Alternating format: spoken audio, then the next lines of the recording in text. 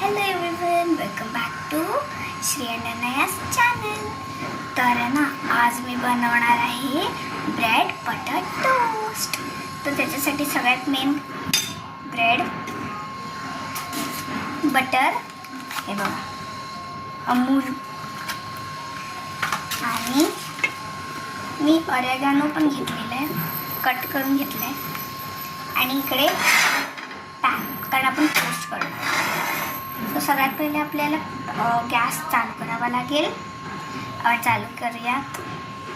Okay. तर त्याच्यासाठी light और वेर इज लाइटर पण किधर गया.